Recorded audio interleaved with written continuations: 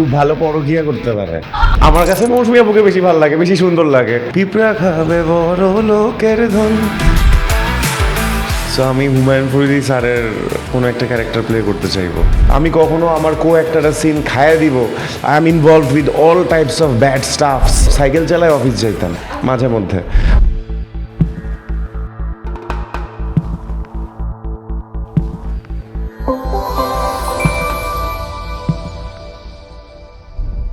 Welcome to the ফারদিয়া show. আজকে আমাদের সাথে এমন একজন অতিথি আছে যিনি কিনা অনেক গুণে গুণান্বিত। সে ভালো জিম করতে পারে, জিম তার সাথে ভালো নাচতে জানে, আবার হাতে ভালো নেল পলিশও দিতে পারে। আসলে যাই হোক, জোকসের পার্ট ছিল। আসলে রিসেন্টলি তার অনেকগুলো ওয়েব সিরিজের পাশাপাশি বড় পর্দায় তাকে দেখাই গিয়েছে। বলুন তো কে? আরফিন জিলানী ভাইয়া। কেমন আছেন ভাইয়া? ভালো আছে। আরেকটা অ্যাড করলে ভালো হইতো, খুব ভালো পরকীয়া করতে পারে।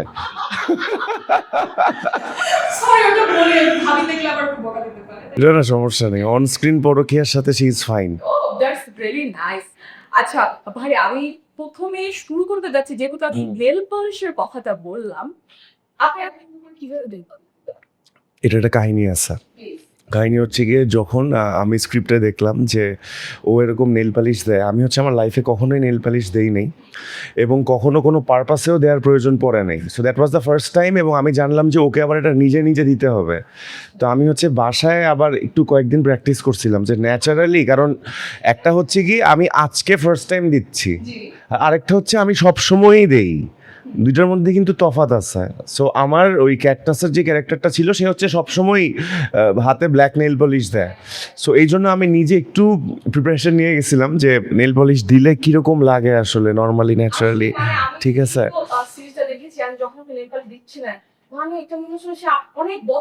হ্যাঁ ওই যে মেয়েরা এরকম নেল পলিশ দেওয়ার সময় এরকম ফুল দেয়, হ্যাঁ এগুলো আমি তো ভাবিনি যেটা আপনি। আমি ফার্স্ট অফ অল স্যার তখন তোমার মেয়ে যাবে না আব্বু কবে, পরে যখন আপনার ফেসে রিভিল হলো, আমি ও মা, মানে এটা বলতেই হবে। Thank you so much. মানে এটা আসলে গিয়ে আচ্ছা যাই হোক, আমি আসলে আপনার এখন আমরা শুরুতেই যাই, আসলে এটা জোকস অ্যাপার্ট ছিল। এখন শুরু যদি বলি যে আপনার শুরু থেকে এখন পর্যন্ত যে জার্নিটা যদি এককে দেখাতে হয়, কিভাবে করবেন? আমি যদি এক লাইনে ব্যাখ্যা করতে হয় তাহলে আমি বলবো an outsider who broke all the norms. So এটা হবে আমার সেই ওয়ান লাইনারটা, যে I am that outsider who broke all the norms of our industry. এরকম কিছু ফেস করেছিলেন? No, of course. যেটা হয় শুধু এখানে কেন, যে কোনো ইন্ডাস্ট্রিতেই চেনা জানা থাকলে, যদি কেউ কর্পোরেটে জব করে থাকে না, যে একটা বড় ভাই হয়তো ওই কোম্পানিতে আছে, ভাই আমার সিভিটা একটু ফরওয়ার্ড করে দিয়েন। সো আমাদের ইন্ডাস্ট্রিতেও সেম জিনিসটাই, যে যখন আমাদের কিছু ভাই ব্রাদার চেনা জানা থাকে তখন হয়তো আমাদের কাজের জন্য সুবিধা হয়। বাট আমার যেটা হয়েছিল, সিন্স আমার কোনো ভাই ব্রাদারই এই লাইনের সাথে অ্যাসোসিয়েটেড না, ভাই ব্রাদার বলতে আমি বোঝাচ্ছি আমার স্কুল, কলেজ, ইউনিভার্সিটি, আমার ফ্যামিলির কেউ এটার সাথে অ্যাসোসিয়েটেড না। So I am the first one actually in my family and among all my friends যারা আসলে আমরা এই কাজের সাথে ইনভলভড। সো আমার প্রথম দিকে অনেক প্রবলেম হয়েছিল যে একটা কাজ ক্র্যাক করতে কিংবা একটা ভালো কাজের অংশ হইতে, বিকজ প্রথম ডিরেক্টররা তাদের সাথে কথা বলারই সুযোগ হইতো না, দেখা করারই সুযোগ হইতো না। সো হ্যাঁ, চ্যালেঞ্জেস তো কম ফেস করি নেই। তারপর আবার ওই যে আমাদের একটা ভিউ নিয়ে একটা ব্যাপার আছে, যে তার ভিউ এত, ওকে নিয়ে আমরা কাজ করি, সে ক্যারেক্টারে যায় কি যায় না এটাও ডিপেন্ড করে না, বাট আসলে মেইন ডিপেন্ড করতেছে তার ভিউ আছে। এখন সে কি আসলে একটা দুস্থ মানুষের ক্যারেক্টারে যাবে এটাও চিন্তা করে না, ভিউ আছে বলে হয়তো আমরা তাকে নিয়ে নিচ্ছি। তো আমি যখন আসি তখন আমার ভিউ ছিল না। সো ওই জায়গা থেকে যখন আমি কোনো ডিরেক্টরের সাথে কথা বলতাম, আমার এরকমও হয়েছে যে আমি একবার এক ডিরেক্টরকে বলছিলাম যখন আমি শুরু করি যে ভাই আমার একটা অডিশন নিয়েন, আমি তার কাছে রোলও চাই নেই। তো সে এটার এগেইনস্টে আমাকে কোয়েশ্চেন করে যে তোমার ফেসবুকের ফলোয়ার কত? তো আমি বললাম যে তখন ছিল 30,000। তো আমি বললাম যে ভাই 30,000। তখন সে আমাকে বললো যে যেদিন 1 লাখ হবে ওই দিন যোগাযোগ করবা।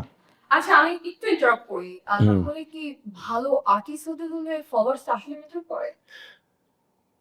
মানে আপনি আসলে দিন শেষে ভালো আর্টিস্ট আর সাকসেসফুল আর্টিস্ট দুটো কিন্তু ডিফারেন্ট জিনিস। ভালো আর্টিস্ট মানে হচ্ছে কি আমি কাজটা মন থেকে করতেছি, আমি গল্পটা ফিল করতেছি, আমি ক্যারেক্টারের জার্নিটাকে নিজের জার্নি হিসাবে নিচ্ছি এবং ওভাবে স্ক্রিনে পোর্ট্রে করার চেষ্টা করতেছি। তো সেটা হচ্ছে আসলে ভালো আর্টিস্টের সংজ্ঞা। আর সাকসেসফুল আর্টিস্ট হচ্ছে কাজটা হলো, দর্শক পছন্দ করলো, প্রডিউসারের পকেটে টাকা গেল, আর্টিস্ট নিজেও সাকসেসফুল হলো, সে সামনের কাজটা আরও করলো। সো দুটো কিন্তু একটু ডিফারেন্ট একটা ব্যাপার আছে। তো আমি বলবো যে ভালো আর্টিস্ট হতে গেলে আসলে ফলোয়ারের প্রয়োজন নাই, বাট সাকসেসফুল আর্টিস্ট হতে গেলে ডেফিনেটলি এখন তো সোশ্যাল নেটওয়ার্কিংয়ের যুগ। এখন ব্র্যান্ডরাও এমন মানুষদেরকে নিয়ে কাজ করতে চায় যাদের ফ্যান্স অ্যান্ড ফলোয়ার্স আছে, প্রডিউসাররাও এমন মানুষদেরকে নিয়ে কাজ করতে চায় যাদের ফ্যান্স অ্যান্ড ফলোয়ার্স আছে, কাজ এটা তো ইজি গেম। হ্যাঁ, যে আমি এটা হচ্ছে একটা থাকে না রেসিপি, যে এটা দিলে এটা হবে। সো সবাই রেসিপি ফলো করতে চায়, তো খুব কম মানুষই আছে যারা আসলে নর্মটা ব্রেক করে। হ্যাঁ, যেমন আমাদের তানিম নূর ভাই, তিনি এমন একজন মানুষ যে নর্ম ব্রেক করে। আমাদের শিহাব শাহিন ভাই, আমাকে উনি একটা লিড অ্যান্টাগনিস্ট রোল দিয়ে দিচ্ছে, উনি নর্মটা ব্রেক করছে। সো হ্যাঁ, ব্যাপারটা আসলে এরকম না। প্রথম 5টা এপিসোড আমি কোনো কথা বলিনি। কিন্তু কথা বলেননি, বাট এই যে সাইলেন্ট করে যে কাজ করে গেছে, এটা কি আপনি কোনোভাবে প্র্যাকটিস করেছিলেন? এর চুপ থেকে কোনো নোট ডায়লগ হিসেবে কাজ করে যাওয়া, মানে অ্যাকশন, এই যে আপনার ফান ক্যারেক্টার থেকে অ্যাকশন ক্যারেক্টার আসলে ব্যাপারটা কেমন ছিল? অবশ্যই অনেক প্রিপারেশন ছিল, কজ আমাকে যে ক্যারেক্টারটা অফার করছে শিহাব ভাই, ওই শুটার, এই ক্যারেক্টারটার আবার অনেক লেয়ার আছে। ও আবার নর্মাল অন্যান্য শুটারের মতো যে একটু কি বলে ডাউন টু দ্য আর্থ বা একটু থাকে, কোভার্ট থাকে, এরকমও না। ও হচ্ছে কি একটু সাজে, ওর মধ্যে একটু ব্যাপার আছে। সো ওই ব্যাপারটা নেওয়ার জন্য আমি হিউজ রিসার্চ করছি। আমি শিহাব ভাইয়ের কাছ থেকে প্রথমে একটা প্রিলিমিনারি ব্রিফ নিছি। ওইটা নেয়ার পরে আমি নিজে গল্পটা পড়ার পরে আমার এই ক্যারেক্টারটার সাথে যায় এমন কোন ক্যারেক্টারের মুভি আমি দেখছি সেটা ফাইন্ড আউট করছি। যেমন আমি যখন ছোট ছিলাম ওই সময় একটা মুভি দেখে আমি খুব ভয় পাইতাম, ওটা টিভিতে দেখাইতো। মুভিটার নাম হচ্ছে সংঘর্ষ। হ্যাঁ, ওই মুভিটার হিরো থাকে হচ্ছে অক্ষয় কুমার, নায়িকা থাকে প্রীতি জিন্তা, আর ভিলেন থাকে, হ্যাঁ, তো ভিলেন থাকে আশুতোষ রানা। সো আমি ওই মুভিটা দেখি। আবার তারপরে হচ্ছে গিয়ে মার্ডার 2 একটা সিনেমা ছিল, ওই মুভি যে ভিলেন ছিল, হ্যাঁ, প্রশান্ত নারায়ণ, আমি ওর কিছু আমি ওর কিছু ক্যারেক্টারাইজেশন নেই। তারপর হচ্ছে আমার একটা খুব ফেভারিট মুভি আছে, no country for old men, ওই মুভিটাও আমি দেখি। ওই মুভিটা ওর ভিলেনের জন্য অনেক হিট ছিল। হ্যাঁ, তো আমি সেখান থেকে ক্যারেক্টারাইজেশনগুলো পিক করে আমি আমার হিউম্যান কোয়ালিটিটাকে দিয়ে এটা মিক্স আপ করে এটা দাঁড়া করানোর চেষ্টা করছি আর কি। আপনার ছোটবেলার আপনি যিনি ছিলেন আর এখন অবধি পর্যন্ত পার্থক্যটা কোথায়? ছোটবেলায় আমি সাইজে ছোট ছিলাম, এখন আমি 6 ফুট 2 হয়ে গেছি। ছোটবেলায় আমি অবিবাহিত ছিলাম, এখন আমি বিবাহিত হয়ে গেছি। ছোটবেলায় মনে প্রেম ছিল না, এখন মনে প্রেম আছে। ছোটবেলায় চকলেট মিল্ক খেলে ভালো লাগতো, এখন কফি খেলে ভালো লাগে। ঠিক আছে, আমি এবারে একটু হ্যাঁ, আরও একটা আছে, ছোটবেলায় সুন্দর হোস্ট পাওয়া যাইতো না, এখন সুন্দর হোস্ট পাওয়া যাচ্ছে। তো হ্যাঁ, বিশাল বড় পার্থক্য। থ্যাংক ইউ ভাই, আসলে এটা ভাইয়া আমি এবার একটু আবার ক্যারিয়ারে দিতে যাই। আসলে আপনার জার্নিটা আপনি প্রথমে করেছেন, আপ ডাউন অনেক কিছু ছিল, সবকিছু মিলিয়ে অনেক কিছু। আমি একবার শুরু করে আবার জিরোতে চলে গেছি, জিরো থেকে দেন আমি আবার শুরু করছি। যখন এই যে শুরু করছেন, জিরোতে যাচ্ছে, আবার জিরো হচ্ছে, আবার শুরু করছেন, তখন এইটাকে আপনি মেন্টালি কিভাবে হ্যান্ডেল করেছিলেন? মানে এই যে আপস এন্ড ডাউন, এটা আর হচ্ছে না, আমি ছেড়ে দিই, এরকম কি কখনো মনে হচ্ছিল? এটা 1000বার মনে হয়েছে, 1000বার। এটা আমার এটা 1000বার মনে হয়েছিল। এবং আমি জাস্ট একটু হালকা আগের থেকে আসি, যেহেতু তুমি প্রশ্নটা তুললা। আমি হচ্ছে আমার ফার্স্ট কাজটা করি 2019-এ, এবং নর্মালি আমার বয়সের সমসাময়িক যারা হিরো আছেন, হ্যাঁ, তারা তো ক্যারিয়ারে আমার সিনিয়র, সো আমি তাদেরকে সিনিয়রই মনে করি। তারা হয়তো সবাই ভার্সিটির ফার্স্ট ইয়ারে, সেকেন্ড ইয়ার থেকে কাজ শুরু করে, কিন্তু আমি হচ্ছে আমার গ্র্যাজুয়েশন শেষ করে দেন ইন্টার্নশিপ শেষ করে তারপরে কাজ শুরু করি। যেহেতু আমার থিয়েটারের সাথে অ্যাফিলিয়েশন ছিল, সো মনের মধ্যে সবসময় তো অ্যাক্টিং নিয়ে একটা প্যাশন ছিল, বাট কখনো আসলে ভাবি নেই যে আমি অনস্ক্রিন অ্যাক্টিং করবো, এটা অনেস্টলি বলতেছি। আমার অ্যাক্টিং করতে ভালো লাগতো, ওই যে গল্প পড়া, থিয়েটার গ্রুপের যে রিহার্সেলটা হয়, একসাথে থাকা, থিয়েটারের কাজগুলো করা, এগুলো আমি অনেক এনজয় করতাম। এটা 100% আমার জন্য passion, which right now has turn in to my profession, and I am so much grateful to the Lord যে সৃষ্টিকর্তা আমাকে আসলে এই সুযোগটা দিছে যে আমি আমার প্যাশনটাকে প্রফেশন হিসেবে নিতে পারছি। তো যেটা বলতেছিলাম যে আমি 19-এ কাজটা করার পরই করোনা আসলো, একদম আমার ফার্স্ট কাজের পরেই করোনা। তো করোনাতে তো আমাদের স্ট্যাবলিশড আর্টিস্ট যারা অলরেডি ভরপুর কাজ করতেছেন তাদেরই তো কাজ নেই, বিকজ দেশেই তো কোনো কাজ নেই, পৃথিবীতে কোনো কাজ নেই। তো ওই মোমেন্টে আমার তো কাজই নেই, তা আমি 1.5 বছর জাস্ট বসা। তো নর্থ সাউথ ইউনিভার্সিটি থেকে গ্র্যাজুয়েশন শেষ করে বাসায় বসে আছি।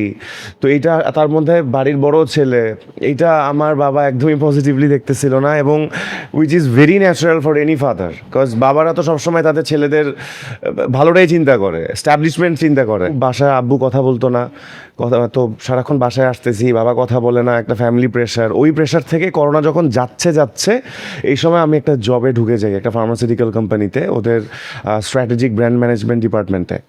এখন মাথার মধ্যে তো মানে যারা আমরা এই আর্টের সাথে জড়িত, সেটা অভিনয় শিল্পী হোক, চিত্রশিল্পী হোক, সঙ্গীত শিল্পী হোক, কণ্ঠশিল্পী হোক, কিংবা উপস্থাপনা হোক, যেটাই হোক না কেন, আমরা কিন্তু প্যাশনটা কখনো ফেলে দিতে পারি না।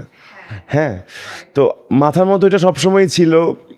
বড় কাজগুলো করতে পারতাম না, যেটাতে 5 দিন 6 দিন 7 দিন 12 দিন, হ্যাঁ, কিন্তু ছোট কাজগুলা পেলে করে ফেলতাম, যেটাতে 1 দিন 2 দিন লাগে। তো এইভাবে আরও 1.5 বছর কেটে গেল। তো যখন এরকম আমি, তখন কিন্তু মিডিয়া থেকে আমি একটু দূরে দূরে, যেহেতু অফিস নিয়ে বিজি, হয়তো কাজ আমার কাছে আসলে করি, আমি কোনো রিচ করতেছি না কাউকে। সো ওই সময় আমি আবারও একদম জিরোতে চলে গেলাম। দেন ফাইনালি আমি রিয়েলাইজ করলাম যে actually this job thing, maybe this is not for me. এবং আমার কাছে মনে হয়েছে যে I am not happy. Because end of the day, whatever we do, what I do, what you do, or what he does, we all do for what reason? Just to be happy. So যখন আমি দেখলাম যে আমি আর happy নাই, তখন আমার কাছে মনে হইলো যে আমি জবটা ছাড়ি। তো এই ডিসিশনটা তো একা একা নেওয়া যায় না।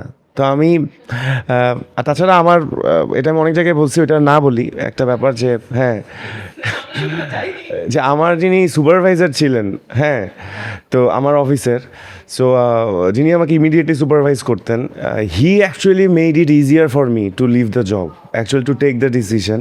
কজ হ্যাঁ, বড় একটা ব্যাপার, কারণ ওনার ব্যবহার প্রচণ্ড রকমের খারাপ ছিল। হ্যাঁ, তো ওনাকে টলারেট করা যাইতো না। আমি জাস্ট একটা কাহিনী বলি, তাহলে হয়তো মজা হবে জিনিসটা। এবং এটা আমি দর্শকদের উদ্দেশ্যে বলবো যে যদি কোনো ম্যানেজার, যদি কোনো সুপারভাইজার, যদি আজকে আমাদের এই শোটা দেখেন, সবসময় মনে রাখবেন যে আপনার সাবঅর্ডিনেটকে, যে আপনার আন্ডারে কাজ করতেছে, তাকে সবসময় স্পেশাল ফিল করাবেন। হ্যাঁ, সে কোনো কিছু একটা না পারলে তাকে সেটা বুঝিয়ে বলবেন, সে কোনো কিছু একটা ভুল করলে তাকে একবার বুঝিয়ে বলবেন, সেকেন্ড টাইম না বুঝে যদি আবার ভুল করে ফেলে তখন বকাঝকা করেন, বাট কখনো তাকে আন্ডার এস্টিমেট করবেন না, এতে করে তার কনফিডেন্সটা ফল করে। তো আমার সুপারভাইজার কী করতো, সে সবসময় খালি আমাকে টন্ট করতে থাকতো সব কিছু নিয়ে। তারপর মিডিয়াতে কাজ করি, হ্যাঁ, এটা তো আবার একটা ভেরি ব্যাড ট্যাগ যে I am a very bad boy, I am involved with all types of bad stuffs. হ্যাঁ, তো এটা একটা আমার পরিচয় হয়ে গেছে। হ্যাঁ, তো একদিন এরকম হয়েছে যে আমি সকালবেলা অফিসে গিয়ে, আমি আবার ফিট থাকার জন্য সাইকেল চালায় অফিস যাইতাম মাঝে মধ্যে, মোহাম্মদপুর থেকে বনানী, আমার অফিসটা বনানী ছিল। আমি সকালবেলা সাইকেল চালায় চলে যাইতাম, তাহলে একটু, কারণ তখন জিম টিম করার সুযোগ থাকতো না। তো আমি অফিসে গিয়ে মুখ ধুইতাম, একটু ফ্রেশ ট্রেশ হইতাম। একদিন আমি এরকম মুখ ধুতে গিয়ে বাথরুমের ফ্লোরে একটু পানি পড়ছে। তো আমার সুপারভাইজার, আমি বাথরুম থেকে বের হওয়ার পরেই সে ওয়াশরুমে গেল, সে ওয়াশরুম থেকে বের হয়ে আমাকে সে বলতেছে ফ্লোরে পানি পড়ছে কেন? তো আমি বললাম যে ভাইয়া মুখ ধুতে গিয়ে ফ্লোরে পানি পড়ছে। সে আমাকে বলতেছে যে ফ্লোরে কেন পানি পড়বে? হ্যাঁ, তো আমি অবাক হয়ে গেছি। আমি বললাম ভাইয়া বাথরুমের তো ফ্লোরেই পানি পড়বে, পানি আর কই পড়বে? সে এটা নিয়ে পরে আমার মিটিং করছে অফিসে আমাদের ম্যানেজারের সাথে। হ্যাঁ, যে ও বাথরুমেই হয় সেই হয়, ওকে একটা জিনিস বললে ও মুখে কথা বলে, মানে আমি তার একটা জাস্ট এক্সাম্পল দিলাম। হ্যাঁ, থাকে না অফিসে, তুমি তো একটা জবের সাথে ইনভলভড। হ্যাঁ, তো so he actually made it easier for me, because এরকম একটা সুপারভাইজার পাইলে কেউই কাজ করতে চাবে না, আমিও কাজ করতে চাচ্ছিলাম না। তার মধ্যে আমি আমার প্যাশনটাও দেখতে পাচ্ছি যে ধীরে ধীরে হারায় যাচ্ছে। আমার যে পোর্টফোলিও ছিল, আমার যে প্রোডাক্ট ছিল, সেটা যখন আমি পাই, ওই প্রোডাক্টের রেভিনিউ আসতো 3,33,000। উইদিন 1 ইয়ার আমি ওই প্রোডাক্টের সেল নিয়ে গেছি 83 lakhs উইদিন 1 ইয়ার। হ্যাঁ হ্যাঁ, বাট তারপরেও দেখা যাইতো যে হি ওয়াজ নেভার হ্যাপি। তো আমি জব ছাড়ার ডিসিশন নেই মানে প্যাসিভলি নেই।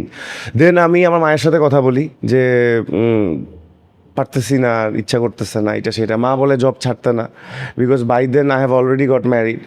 সো মা বলে জব ছাড়তে না, এটা ভুল করা যাবে না, তুমি জবের পাশাপাশি করো, কোনো সমস্যা নাই। আমার বাবা আমাকে বিভিন্ন এক্সাম্পল দিলেন যে নায়ক ওয়াসিম, তিনি নাকি ওয়াসা বোর্ডে জব করতেন, পাশাপাশি অ্যাক্টিং করতেন। আবার আমাকে আরও অনেকের এক্সাম্পল দিলেন, হ্যাঁ, যে তারা অ্যাক্টিংয়ের জবের পাশাপাশি অ্যাক্টিং করছে, এই সেই। ক্যারি ডিপ্রেশন আর অল দিস থিং চলতেছে, তখন আপনি মানে এইভাবে যে জামটা করলেন মানে? না, ওই সময় আসলে ফাইনালি অবশ্যই আমি তার সাথে কথা বলবো যে আমার লাইফ পার্টনার। সো আমি ফাইনালি আমার বউয়ের সাথে কথা বলি। আমি ওকে বলি যে I am actually not loving it any more, আমি জবটা ছাড়তে চাচ্ছি, কিন্তু বাসার থেকে বলতেছে ছাড়বো না, কী করবো বুঝতেছি না। তখন ও বললো তুমি ছেড়ে দাও, সমস্যা নেই, যা আছে দেখা যাবে। তো এই যে সাহসটাও আমাকে দিল, রাতের বেলায় আমি আমার রেজিগনেশন লেটার রেডি করে রাখছি বাসায় বসে। পরের দিন সকালে আমি হাসি মুখে অফিসে গিয়ে লেটারটা নিজে ছাপায় গিয়ে আমি দিয়ে আসছি। এবং একটা মজার কথা বলি, সেটা হইল আমাদের অফিস থেকে তার পরের মাসেই আমাদের ব্যাংকক যাওয়ার কথা, আমাদের টিম নিয়ে, অফিসের টিম নিয়ে, এবং আমাদের ভিসা টিসা সব হয়ে গেছে পাসপোর্টে। কিন্তু আমি চিন্তা করলাম যে যেহেতু আমি জব ছেড়েই দিব, তো কেন আমি এই 1 মাসে অফিসের ট্যুরটা নিয়ে অফিসে টাকা পয়সা খরচ করে, কেন অফিস টাকা পয়সা খরচ করে কেন? এমপ্লয়ীদের মোটিভেশনের জন্য। আমাদের যিনি ডিরেক্টর ছিলেন, আমাদের ফুল ডিপার্টমেন্টের কোম্পানির one of the director, doctor Saeed Ahmed sir, তার নামটা আমি নিলাম cause he is a very special person in my life. ওনার কাছ থেকে আমি অনেক কিছু শিখছি এবং উনি আমাকে খুব পছন্দ করতেন। হ্যাঁ, আমি ওনার প্রতি শ্রদ্ধার কারণে আমি আসলে ওই ট্যুরে যাইনি, কারণ ওনার কাছে খারাপ লাগতো। ওনার কাছে মনে হতো যে জিলানি হয়তো এই ব্যাংকক ঘুরে এসে এটার জন্য ওয়েট করতেছিল কবে ব্যাংককের ট্যুর হবে। আমি একদমই চাই নাই যে স্যার আমাকে ওই চোখে দেখুক, কজ ব্যাংকক তো আর স্বর্গ না, ওখানে ট্যুর টুমোরও যাওয়া যাবে। স্বর্গ হইলে হয়তো ভাবতাম। আমাদের ভিসা টিসা লেগে গেছিলো, আমার আর ব্যাংকক যাওয়া হয়নি। আমি জবটা তারপরে তিনি ছেড়ে দিচ্ছি। তো এরপরই আমি আর কি ফুল ফোকাসে আমি নিজেকে আবার রেডি করি, কজ জবের সময় ফিটনেসটা একটু ফল করছিল, আমি বেশ হিউজ মোটা হয়ে গেছিলাম। আপনার জব কেন সদমে আপনাকে এটা খুব সাপোর্ট দিয়েছে, তো আপনার বাবা মা তো ব্যাপারটা কিভাবে নিয়েছে? আসলে বিয়ের পরে আমার কাছে মনে হয় বাবা মার আসলে ওভাবে নেওয়ার কোনো কিছু ওইখানে সুযোগ নাই, কজ তখন তো আসলে সবচেয়ে বেশি সময় কাটানো হয় সহধর্মিনীর সাথে, তোমার কাউন্টার পার্টের সাথে। এখন এই যে ভাই আমি কথা বলেন, বাট তারপরেও বাবা অনেকদিন কথা বন্ধ রাখছিল। এটা খুব কমন হয়ে যায়, কারণ আমাদের সোসাইটিতে আসলে আমাদের ববিরপুর তো লিখেছেন যে এখানে যা আছে অর্ধেক করিয়াছে নারী, অর্ধেক করিয়াছে নর, মানে দুজনেরই একটা ভাগ ভাগ থাকা দেখে। কিন্তু আমাদের সমাজে কি আসলে এতটা ওইভাবে কিন্তু মানে না। এটাও তো আপনি এগ্রি করেন যে আমাদের সোসাইটিতে মানে যে না একজন পুরুষ এসে একাই করতে পারে, আবার অনেক নারীরা আছে। না, সিনারিও ইজ চেঞ্জিং, বাট হ্যাঁ আই এগ্রি উইথ ইউ, এখনো চেঞ্জটা অত প্রিভ্যালেন্ট না। মানে আমরা অনেক এগিয়ে গিয়েছি, এখন আসলে ওইভাবে আমরা আগাই না। আপনি খুব সাপোর্টিভ ভাবে বলছেন যে আপনার ওয়াইফ অনেক সাপোর্টিভ ছিল, বাট হয়তো এটা অনেকে স্বীকারও করবে না। আমি যদি হয়তো করবে না, অন্যদেরটা জানি না আমি, বাট নিজেরটা আমি বলবো কি যে কৃতজ্ঞতা স্বীকার করার মধ্যে ছোট হওয়ার কিছু নেই। কোনো মানুষ পৃথিবীতে একা বড় হয়নি।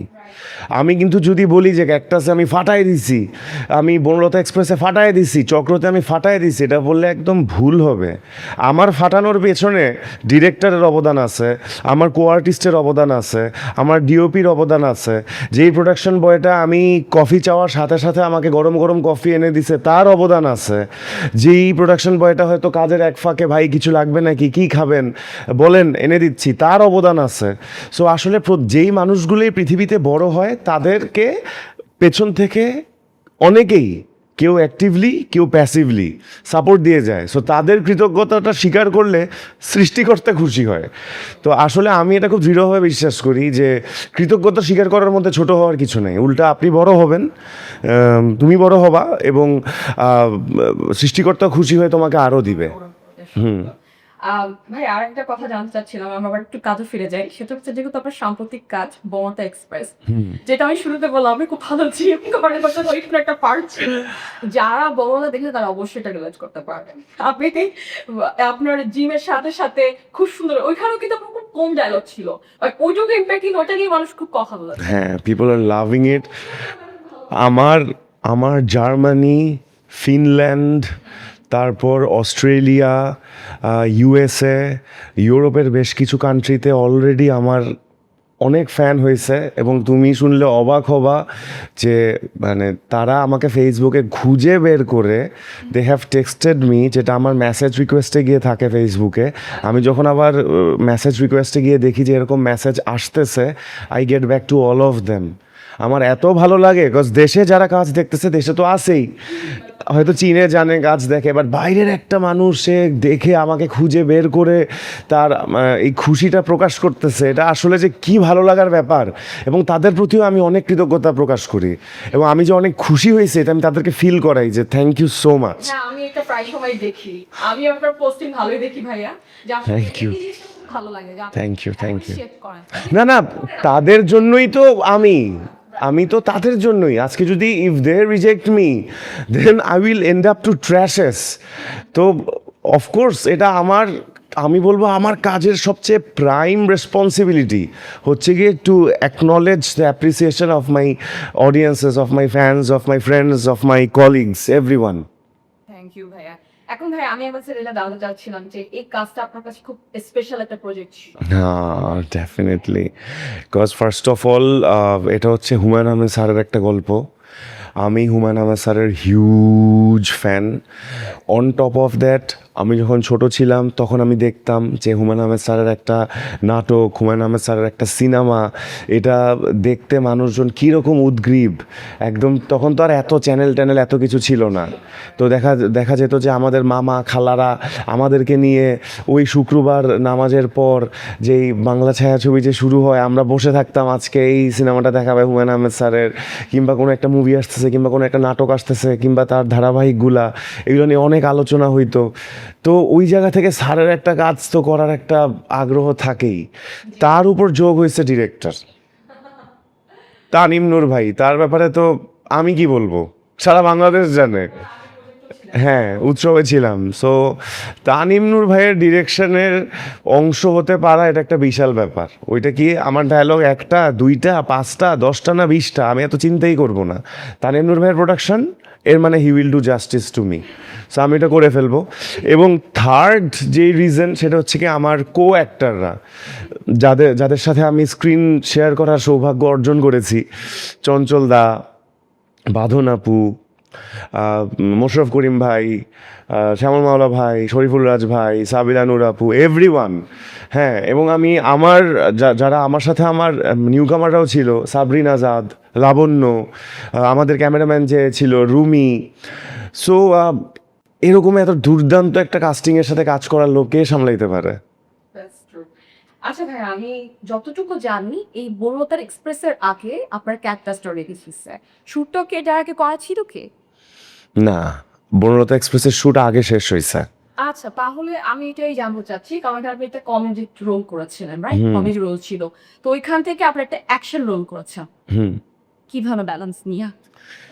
এইটা তো আসলে এখন ব্যাপারটা কি যে আমাদের দেশে তো অ্যাক্টিং জিনিসটার প্রাতিষ্ঠানিক কোনো ইয়া নেই যে, হ্যাঁ, যেমন ইন্ডিয়াতে যেমন এনএসডি আছে, তা পুনেতে বোধহয় ডিরেক্টরদের কিছু একটা আছে। হ্যাঁ হ্যাঁ, বাইরে তো আছেই। হ্যাঁ, তো আমাদের দেশে আসলে ক্যামেরার সামনে দাঁড়ায় আমার মতো করে 2-3টা ডায়লগ বললেই আসলে অ্যাক্টর হয়ে যায়। বাট ব্যাপারটা এরকম না, অ্যাক্টরের কাজই এইটা যে সে আরেকটা ক্যারেক্টারকে তার মতো পোর্ট্রে করবে।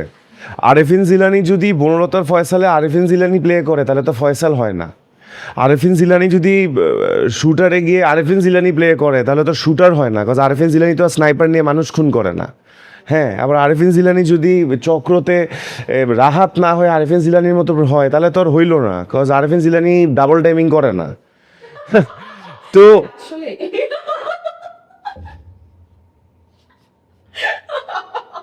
আসলে আমি কিছু বললো নাই, আসলেই করি না। তো আসলে আমি যেহেতু একটা ট্রেন্ড অ্যাক্টর, এটা আমার শেখা যে আমি একটা ক্যারেক্টারের সাথে আমি যাব, ক্যারেক্টারটা কীভাবে প্লে করার চেষ্টা করব এবং সেইটা ট্রুথফুলি কিভাবে স্ক্রিনে প্রেজেন্ট করব, এইটা আমার শেখা। এবং এইটা করার জন্য যা যা করা লাগে আমি সবই করছি। ব্যাপক পরিমাণ স্টাডি করা, রেফারেন্স ক্যারেক্টার দেখা, নিজের সাথে নিজের সময় কাটানো, ডিরেক্টরের প্রপার ব্রিফ নেওয়া, নিজে এগুলো বাসায় রিহার্সেল করা। So I did it all. So হ্যাঁ, এবং আমি আমার অ্যাক্টিং কোচও আছে। তো আমার যখন কোনো প্রবলেম হয় আমি তার সাথে সেটা নিয়ে কমিউনিকেট করি। So he helps me out with all types of হ্যাসেলস and this types of things. তো হ্যাঁ, এইভাবে আমি ইভেনচুয়ালি ওই ফয়সাল থেকে I converted myself two shooter. না আসলে এটা দুর্দান্ত ছিল, কারণ Thank you দুর্দান্ত so এই কারণেই much. যে আপনি একটা ডায়লগ শুনতে পারেন। Thank you so much. ডায়লগটা কখন আসবে? ডায়লগটা শুধু নেপালি দিয়েছে আর শুট করছে। একদম লাস্ট এপিসোডে গিয়ে ও ফার্স্ট কথা বলে, হ্যাঁ, ইভেন ওই যে লড়কি কোথায় আছে। হ্যাঁ হ্যাঁ রাইট, কোথায় আছে যখন পড়া তখন আপনার একটা লুকস আসছে, এন্ড ওই লুকসটা অনেক ডিফারেন্ট ছিল, মানে ওই Thank you. দুইটা লুকস আপনারা চিনতে পেরেছে। আর সব থেকে যেটা ভালো লেগেছে যে ওখানে আমার প্রথম, মানে আমি স্পয়লারই দিয়ে দিচ্ছি, আসলে ওখানে যে শুরুটা হয় তখন আপনি যে জিনিসটা নিয়ে হাঁটাচলা করছেন, অনেকেই ভাবতেছে যে এটা ইনস্ট্রুমেন্ট, মিউজিক ইনস্ট্রুমেন্ট সামথিং কিছু একটা, বাট ওটা বের করে যখন একটা শুট করে ওটাই একটা ধামাকা কিছু একটা হয়ে গেছে। ওইটা অনেক টাফ ছিল জানো, ওই ভারী জিনিসটা নিয়ে আমাকে দৌড়াইতে হয়েছে, দেখছো না? ওইটা কিন্তু অনেক হেভি, কজ ওটার ভেতরে আবার ওই জিনিসপত্রগুলোও ছিল, আর গিটারের বক্স তো নর্মালি অনেক হেভি হয়। সো ওটা নিয়ে আমাকে দৌড়াইতে হয়েছে, পাহাড় দিয়ে স্লাইড করে পড়তে হয়েছে। একটা মানে মূল্য ছিল, হ্যাঁ, expression ছিল। ওই মুড ধরে এইখান থেকে এক জায়গায় লাফ দিয়ে আবার সেখান থেকে লাফ দিয়ে একটা পাহাড়ের মতো জায়গায় উঠে এত হেভি একটা জিনিস ক্যারি করা, it was very tough for me. মানে এটা মানে ইমেজিন ছিল, মানে আপনার যে একটা, মানে আপনি কিন্তু এক্সপ্রেশনটা কোনোভাবে আপনাকে নষ্ট করে নাই, আমি খুব ডিপলি ভাবে দেখছিলাম। আচ্ছা, থ্যাংক ইউ এই টপিকটা আনার জন্য। আমি এক্সপ্রেশন, এই অ্যাকশনের এক্সপ্রেশনগুলো আমি নিছি হচ্ছে টার্মিনেটর 2 এর ভিলেনটা থেকে। তুমি যদি টার্মিনেটর 2টা দেখে থাকো, তুমি টার্মিনেটর 2তে দেখবা ওই যে ভিলেনটা টার্মিনেটর 2 ও এরকম দৌড়ানোর সময়, না ও একদম এরকম। হ্যাঁ, সো আমি ওই দৌড়ের ব্যাপারটা নিচ্ছি ওইখান থেকে। আপনি যে এখন যে প্রত্যেকটা মুভির সাথে আপনি কানেক্ট করে বলছেন, আমি তখন বুঝতে পারছি যে ইয়েস, আমার কাছে এটা মনে হয়। Thank you. আমি আর একটা কথা বলবো, যেহেতু আমাদের বাংলাদেশের ছায়াছবিতে খুবই একটা ইম্পর্টেন্ট ভিলেন পার্ট থাকে মিশা সওদাগর। এখন আপনাকে যদি উনার পার্ট করতে বলা হয় কোন মুভিতে, আপনি কি করবেন? ওয়েল, লজিক্যালি আসলে মিশা সওদাগর ভাইয়ের স্যারের রোল আসলে আমাকে দেওয়ার কথা না, কারণ ওনার এইজ আর আমার এইজ একদমই ধারে কাছে নাই। বাট তারপরেও যদি তুমি জোরপূর্বক কোনো ডিরেক্টরকে দিয়ে করাইতে চাও, যদি স্ক্রিপ্ট ভালো হয়, প্লে করার সুযোগ থাকে, দেন ওয়াই নট। কোন পার্টটা করবেন ওনার মুভি? যদি বলে যে এই পার্টটা করতে হবে, কোনটা করবেন? অবশ্যই রেপ পার্টটা করব না, বিকজ আমার এই মানে আমার কখনোই ইন্টেনশন নাই যে আমি কখনো এরকম কোনো ইয়া করব। করলে হয়তো আমি ওনার গ্যাংস্টার যে পার্টটা হয়তো সেটা করতে পারি। কোন ডায়লগ কি মাথায় আছে? এটা ভাবতে হবে। আচ্ছা আমি একটা বলে দিই, আমি জানি না আপনারা দেখছেন কিনা, আমি মুভিটা ছোটবেলায় দেখছিলাম বাংলাদেশ টেলিভিশনে। মুভিটার নামও আমার এখন এখন মনে নাই, বাট এটা আমি এখনো রিপিট করি। আমার নাম মাইকেল, আমি পাহাড়ে চালাই সাইকেল। আমার নাম মাইকেল, আমি দেখি নাই মুভিটা। তো দেখেন মানে ওই লুকটা কিন্তু আমার ওই মানে ক্যারেক্টার মুভির সাথে অনেকটা কাছাকাছি ছিল। আচ্ছা, ওই সময়কার মানে আচ্ছা।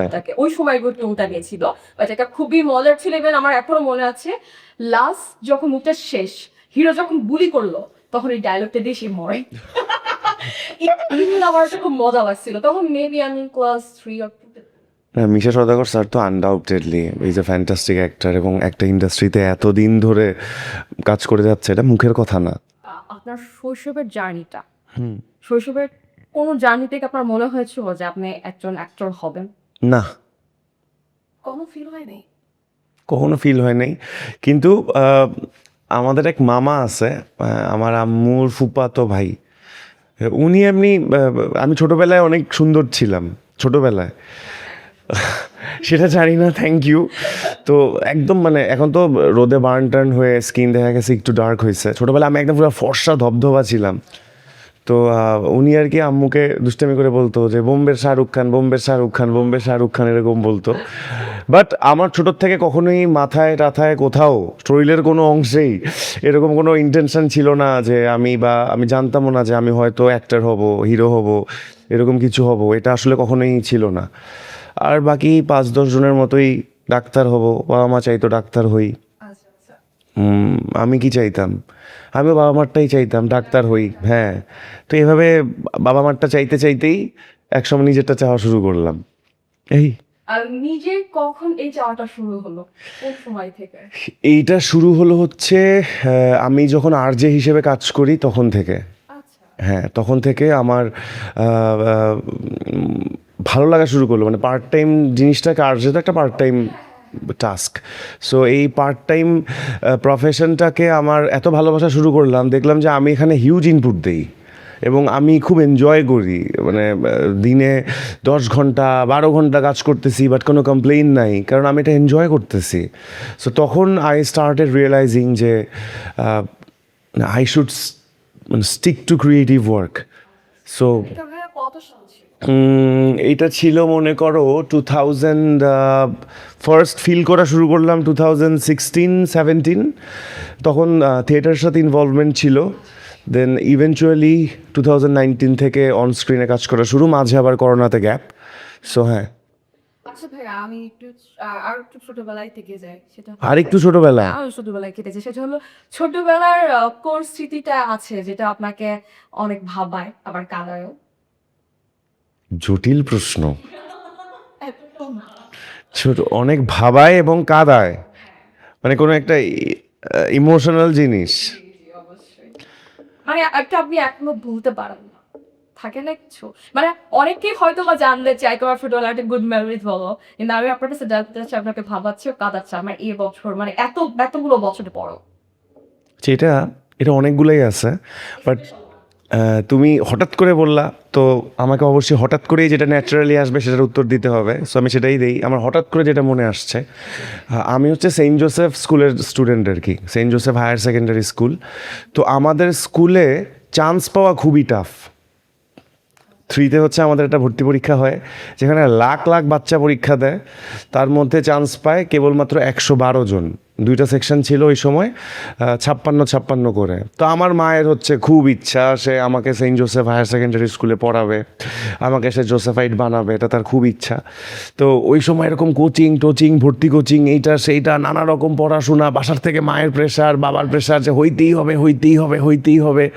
তো ভর্তি পরীক্ষার দিন একটা প্রশ্ন আসছিল, আমার এখনো মনে আছে, এটা রিক্সা সম্পর্কে 10টি বাক্য লিখো। আমার এখনো মনে আছে, আমার 3 এর ভর্তি পরীক্ষা, রিক্সা সম্পর্কে 10টি বাক্য লিখো। এখন ওই বয়সে 10টা বাক্য লেখা কিন্তু মুখের কথা না। তো আমি মনে হয় 9টা লিখছিলাম, লাস্টের একটা লিখতে পারিনি।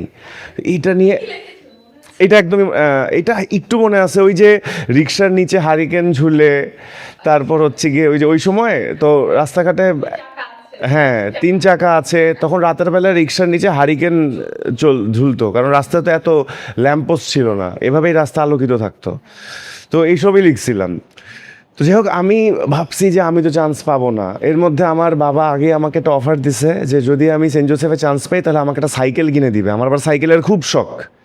তো আমি যে সেন্ট জোসেফে চান্স পাবো না এটা নিয়ে আমার মাথা খারাপ না, আমার মাথা খারাপ হচ্ছে আমি সাইকেলটা পাবো না। তো আমাদের অ্যাডমিশন টেস্টের রেজাল্টটা দিবে রোজার মাসে, আমার এখনো মনে আছে এটা রোজার মাসে। মা বলছে যে আমি যাচ্ছি রেজাল্ট আনতে, যদি আসার সময় দেখো যে হাতে কোনো প্যাকেট আছে তাহলে বুঝবা যে চান্স পাইছো, আর যদি দেখো হাত খালি তাহলে বুঝবা যে চান্স পাও নেই। আমি নানা বাড়িতে, আমার নানা বাড়ি হচ্ছে রায়ের বাজার। তো আমি আমার নানা বাড়িতে পুরা গেটের সামনে এই 2টা ঘন্টা আমি গেটের সামনেই দাঁড়ানো, আমার এখনো মনে আছে। কেমন ফিলটা হচ্ছিল ভাইয়া ছোট্ট এত আগের ফিলিংস তো মনে নাই, বাট অফকোর্স আমি খুব তীব্র আগ্রহ নিয়ে অপেক্ষা করতেছি আমার মা কখন আসবে, 2 ঘন্টা ধরে মায়ের হাতে কি প্যাকেট থাকবে কিনা থাকবে কিনা থাকবে কিনা। ফাইনালি যখন মা আসলো রাস্তাটা দিয়ে এভাবে ঢুকলো, আমি কি মায়ের হাতে প্যাকেট, আমি তো খুশিতে লাফায় কাঁদতে কাঁদতে গিয়ে মাকে জড়ায় ধরছি যে ফাইনালি আমি সাইকেল পাচ্ছি। সো হ্যাঁ, এটা একটা খুব স্পেশাল মেমোরি। এরকম হয়তো অনেক কিছুই আছে, ভাবলে হয়তো বের হবে। আচ্ছা আচ্ছা কোনো স্পেশাল ফ্রেন্ডস আছে কি যার সাথে আপনি এখনো কানেক্টেড? হ্যাঁ, আমার কলেজ হচ্ছে, আমি স্কুল কলেজটা বলে ফেলতেছি আমি জানি না, আমার কলেজ হচ্ছে Dhaka residential model college, DRMC. So আমি হচ্ছে একদিক দিয়ে জোসেফাইট, আরেক দিক দিয়ে আবার রেমিয়ান, অদ্ভুত কম্বিনেশন। তো আমার এই রেমিয়ান সার্কেলটা যারা, তাদের সাথে এখনও আমি ভেরি মাচ অ্যাটাচড। আমরা এখন তো আসলে সবাই ব্যস্ত নিজেদের লাইফ নিয়ে। সো লাইফে আসলে মানুষ যত বড় হয় হয়তো ওই আড্ডা মারার সুযোগটা কমে আসে বন্ধুদের সাথে, কিন্তু বিপদে আপদে থাকে। হয়তো রাতের বেলায় গিয়ে আগের মতো প্রত্যেক সন্ধ্যায় চায়ের দোকানে চা বিড়ি খাচ্ছি না। হ্যাঁ, হয়তো হয়তো সবাই আজকে দেখা করতেছে, আমি একটা ব্যস্ততার কারণে যাচ্ছি না, কিন্তু আজকে যদি একটা ফ্রেন্ড হঠাৎ করে অসুস্থ হয়ে যায় বা একটা দুর্ঘটনা পড়ে, তখন শত ব্যস্ততা থাকলেও যাব। সো বড় হলে বন্ধুত্বটা আসলে এরকম হয়। তো হ্যাঁ, আমি আমার সেই ফ্রেন্ড সার্কেলের সাথে ভেরি মাচ অ্যাটাচড, আমি তাদের সাথে সব কিছু শেয়ার করি। আপুর সাথে আপনার দেখা কিভাবে হয়েছিল, মানে শুরুটা জান। এটাতে একটা সিনেমা বানানো সম্ভব। তাহলে কি নাম হবে সিনেমা? সিনেমার নাম হবে শুটারের সাথে দুষ্টু পোলাপাইনের শুরু। শুটার তো ডেফিনেটলি আমি। ও আচ্ছা। ওকে, সো বলি কিভাবে শুরু হইলো। ওইটা হচ্ছে বেসিক্যালি আমার ওই 2019-এর কাজটা দিয়েই, ওই মুভিতে আমি হিরো থাকি, আর ওই মুভিতে হচ্ছে ঐশী একটা গান করে। তো মুভি শুটিংয়ে যাওয়ার আগে ডিরেক্টর হচ্ছে মুভির কাস্ট অ্যান্ড ক্রুদেরকে নিয়ে তার একটা বার্থডের ইভেন্টের অ্যারেঞ্জ করে আর কি। তাহলে যেটা হয় যে সবার সাথে সবার পরিচয় হইলো, একটা বন্ডিং হইলো, কাজটা ভালো হইলো। তো ওই ইভেন্টে ফার্স্ট আর কি ঐশীর সাথে আমার ইন পার্সন দেখা, তারপর দেন ফেসবুকে অ্যাড হওয়া, মেসেঞ্জারে, তুমি তো জানোই সব কিছু। না আসলে আগে অ্যাপ্রোচ করছি বলতে, আই লাভ ইউ তো ডেফিনেটলি আমি আগে বলছি, বাট ও যে আমাকে আগে পছন্দ করে, পছন্দ করার ব্যাপারটা ও আগে প্রকাশ করছে থ্রু হার অ্যাক্টিভিটিস। ইন্টারাপ্ট করি, মানে কি রকম বৈশিষ্ট্য দেখে আপনার মনে হলো যে আমি ইনাকি খুঁজছি? ভাই, প্রেম ভালোবাসা করতে গেলে যেটা সত্যি সত্যি প্রেম ভালোবাসা হয়, তখন বৈশিষ্ট্য, আকার, প্রকার এত কিছু দেখে না। ওইটা হচ্ছে যখন তুমি ডেট করবা ক্যাজুয়ালি, কিংবা কোনো একটা ফ্লিং, যে আমি ওর সাথে একটু ভালোই লাগতেছে, একটু ঘোরাফেরা করি, দেখি কেমন লাগে, তখন হয়তো তুমি দেখো যে গুড লুকিং কিনা। ছেলেদের তো আর গুড লুকিংয়ের দরকার নাই, দেখো যে পকেটে পয়সা করি কেমন। তুমি কি দেখো? আমি তো ভাইয়া অনস্টিতে অনেস্টি তুমি প্রথমেই কেমনে বুঝবা? ওটা তো অনেস্টি বুঝতে হলে তো তোমার একটা মানুষের সাথে মিনিমাম আমার মনে হয় 1 বছর তোমার সময় দিতে হবে, না তুমি তো প্রথমে দেখে অনেস্ট আর ডিসঅনেস্ট বুঝবা না। তো আমাদের প্রেমটা এভাবেই শুরু হয়েছে। প্রথমে আমরা অনেকদিন ফ্রেন্ড থাকি, প্রায় 1 বছর আমাদের জাস্ট কথাই হয়, আমরা দেখাও করিনি, জাস্ট মেসেঞ্জারে হাই হ্যালো, কী করতেছো, বা এটা ও একটা গান হয়তো শেয়ার করলো, কেমন লাগলো, আমি হয়তো আমার কোনো একটা কাজের কথা বললাম। সো আমাদের অনেক কিছুই মিলতো। ওর দুষ্টু পোলাপাইনটা যখন হয় আমাকে পাঠায় রিলিজ হওয়ার আগে, যে এরকম এরকম হয়েছে, কেমন হয়েছে দেখো, এইটা সেইটা। তো এইভাবে কথা বলতে বলতে বলতে বলতে দেন 1 বছর পর গিয়ে আমাদের প্রেমটা শুরু হয়। আর তারপর প্রেম থেকে বিয়েতে কিভাবে আসলো? প্রেম থেকে আমার বাসার থেকে আসলে বলতেছিল যে বড় ছেলেদের যেটা হয়, মানে my mom and dad they both want me to get married at that moment. হ্যাঁ, তো বলতেছিল যে এরকম পছন্দ আছে নাকি, এরকম প্রেম টেম করে লাভ নাই। লদর গেছিলেন? না, আমার মা জিজ্ঞাসা করছে, মায়ের সাথে আমি অনেক ফ্রি, বাবা জিজ্ঞাসা করেনি, বাবা খুব গুরু গম্ভীর, তো বাবার সাথে অত ফ্রি না। তো মা জিজ্ঞাসা করছে যে এরকম প্রেম টেম করলে বিয়ে করে ফেলো, এরকম হুদায় হুদি মেয়েদের সাথে ঘোরাফেরা করে কোনো লাভ নেই, এগুলো সময় নষ্ট, গুনাহ হবে গুনাহ, ঠিক আছে, এইসব গুনাহ কাজে লিপ্ত হয়েও না, তোমার এই গুনার ভার আমাদের উপর যাবে, ঠিক আছে। এরকম ছেলেমেয়েরা নাকি প্রেম করলে নাকি সেই কিছু গুনার ভার নাকি বাপ মার উপর যায়। তো আমি মাকে বললাম যে আমি তো প্রেম টেম করতেছি, রিলেশনশিপে আছি, এই সেই। তোমার বলতে মেয়েকে বলো বাসায় কথা বলতে, এইটা সেটা এইটা সেইটা। আচ্ছা আপনার কি এই যে আন্টি বলেছেন যে আপনি আপনাকে বকা বলতে, বাট তখন কি মনে কেমন একটা ফিলিংস ছিল যে উনি কি আসলে ম্যারেজ ম্যাটেরিয়াল কিনা বা বিয়ে করতে, এরকম কি মাথায় এসেছিল কি কোনো থটস? বিশ্বাস করো আমি আসলে যেরকম ছেলে না, আমি কেমন ছেলে, আমি এত ভবিষ্যতে চিন্তা করি না। হ্যাঁ, I live in the present. একবার সত্যি বললাম, এটা নিজেকে বড়, এটাকে আসলে আমার মনে হয় ভবিষ্যতে চিন্তা করা উচিত, কারণ হয়তো ভবিষ্যতে সিকিউর থাকে, বাট আজকেই এখান থেকে বাসায় যাইতে পারবো কি না এটাই তো জানি না। সো 5 বছর পর কী করবো এত বোঝার কি দরকার। মানে আমার কাছে মনে হয় যে let's live in the present, right now এই মোমেন্টটা এনজয় করি, এই মোমেন্টটা ইফেক্টিভলি কাজে লাগাই, let's do something at this very moment, at least to make our selves proud. So যখন আম্মু বলল, আমি ঐশীকে এমনিই বললাম, কারণ ছাড়াই, যে এই তুমি না বাসায় কথা বললো, এটা সেটা। আমি না জানতাম না যে তখন বিয়ে হবে বা এত তাড়াতাড়ি হবে, আমার এত তাড়াতাড়ি করার প্ল্যান ছিল না। হ্যাঁ, তো ও শুনে ওর মাকে এমনিই বলছে, ওর মা আমার সাথে দেখা করতে চাইছে। আম্মু, ওর মাকে আমি আম্মু বলি আর আমার মাকে বলি মামুনি। তো আম্মু আমার সাথে দেখা করলেন, করার পরে দেন আম্মুর হয়তো পছন্দ হয়েছে, পরে দেন ইভেনচুয়ালি ফ্যামিলি কথা হইলো আমাদের। তারপর খুবই দ্রুত গতিতে, আমি টেরও পাইলাম না কেমনে কি হইলো, জাস্ট দেখলাম যে কথা হইলো, ভাবলাম যে একটা কথা হইলো আর তো সময় লাগবে তাই না, ঘুরি ফিরি খাই দাই। না, নট অ্যাট অল। আমি বলবো যে that's maybe one of the finest decisions in my life that I have made. আচ্ছা তাহলে আমি একটা কোয়েশ্চেন করবো, যেহেতু আপনি এটা বলেছেন, আপনার জীবন সঙ্গী চিনি আপনি, আর ধরেন আবার সুযোগ থাকলো যে আবার বিয়ে করার, আপনি যার সাথে আছেন নাকি কি বিয়ে করবেন?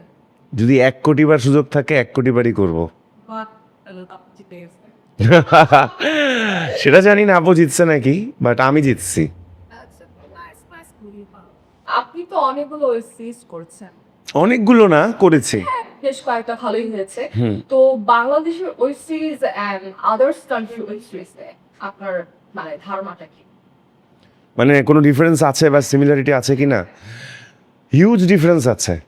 ওদের বাজেট অনেক হাই থাকে, নেটফ্লিক্সের, অ্যামাজন প্রাইম বা বাইরে আর তো অনেক, এখন তো অনেক ওটিটি, ওদের বাজেট অনেক হাই থাকে। আমাদের এখানকার বাজেট তো ডেফিনেটলি ওদের মতো হাই করা সম্ভব না, বিকজ মার্কেটটাও তো চিন্তা করতে হবে, ওদের মার্কেটটা অনেক বড়। আমাদের দেশের মানুষ এখনও টাকা দিয়ে কন্টেন্ট দেখতে চায় না। মানে আমার কাছে খারাপ লাগে যে অনেকেই নেটফ্লিক্সে টাকা দিয়ে দেখতেছে, কিন্তু আমাদের দেশি কন্টেন্ট পাইরেসি করে দেখতেছে।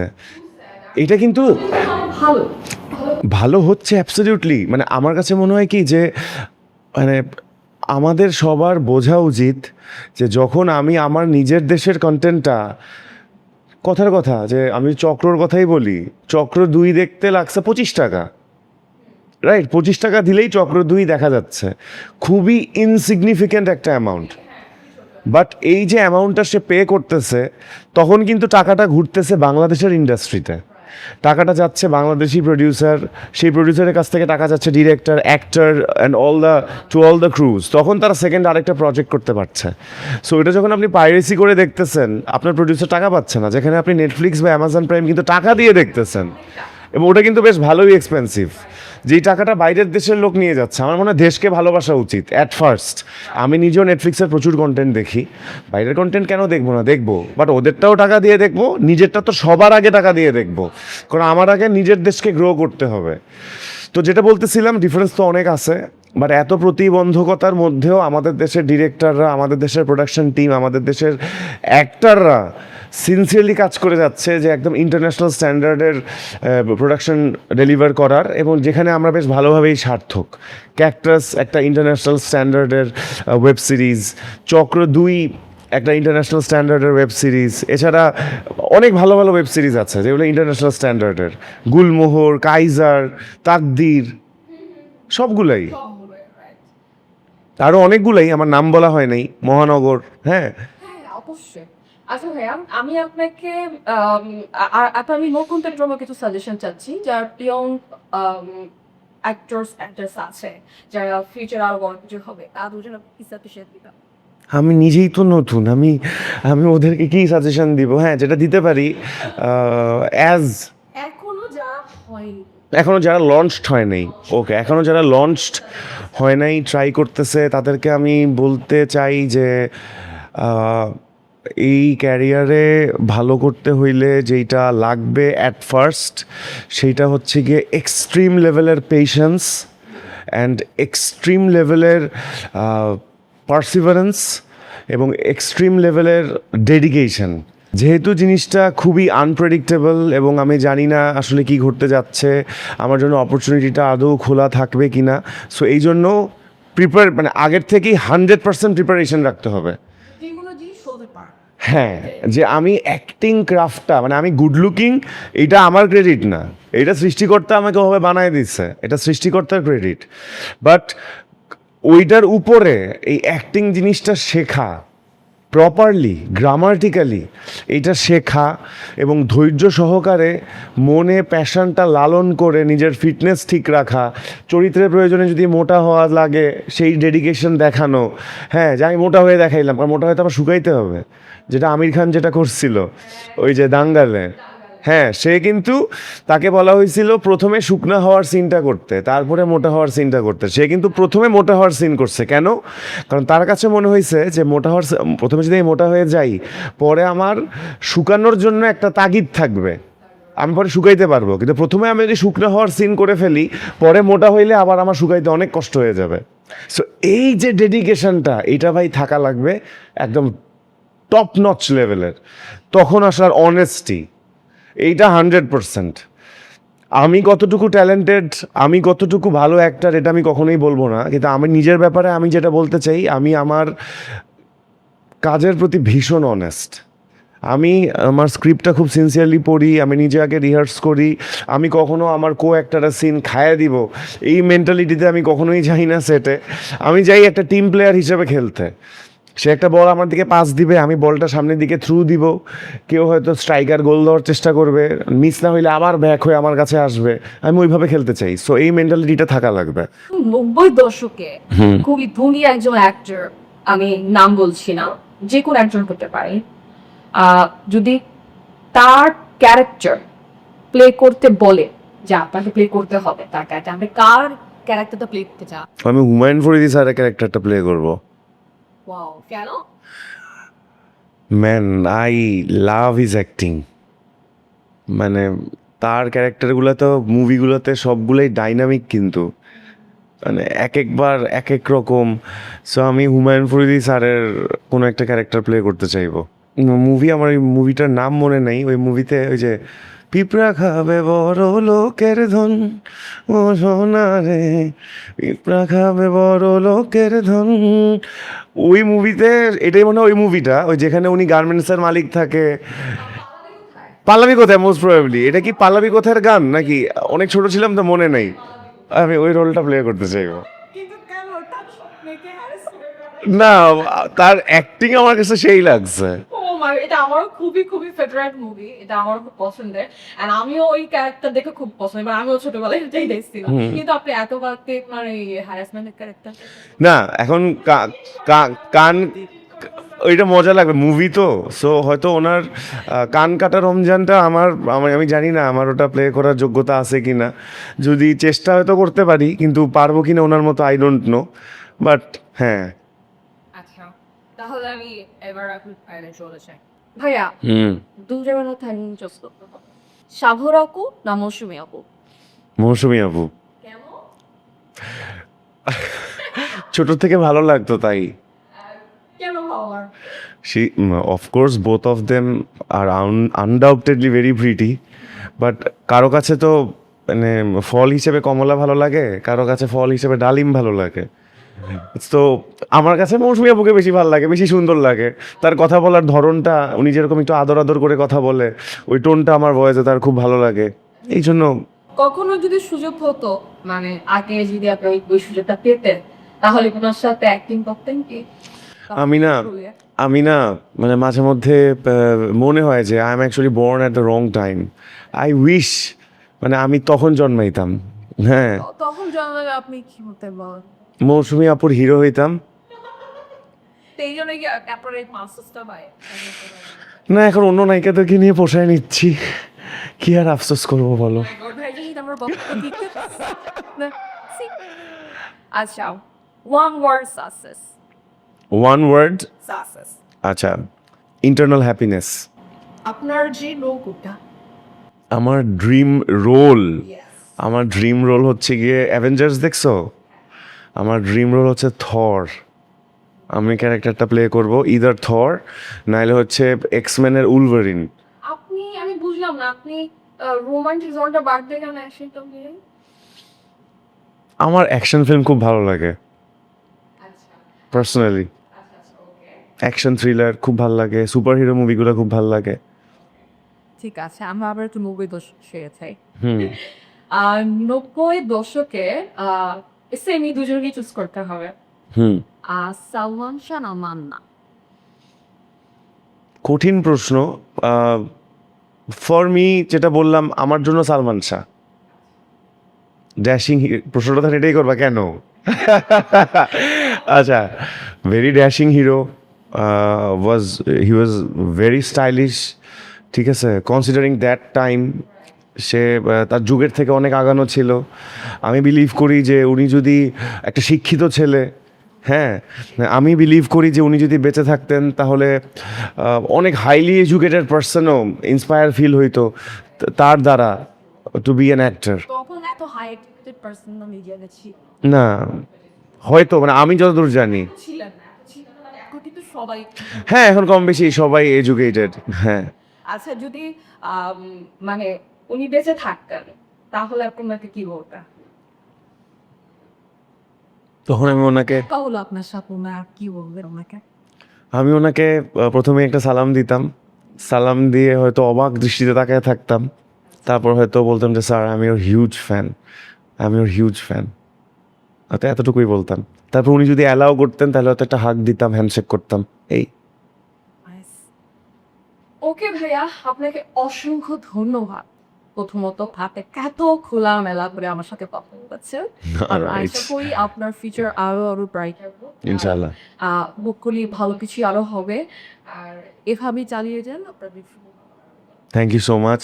আসলে তোমার প্রোগ্রামটা অনেক সুন্দর, সো আমার খুব ফ্রেন্ডলি লাগছে, এবং আমরা একদম স্ক্রিপ্ট ওয়াইজ না গিয়ে আমরা আমাদের মতো আড্ডা দিচ্ছি, গল্প করছি, যার কারণে অনেক সুন্দর সুন্দর জিনিস উঠে আসছে। সো ক্রেডিট তোমারও। So thanks to you for inviting me to your show. কফিটা খুব ভালো ছিল, সো কফির জন্য হলেও আবার আসতে চাইবো।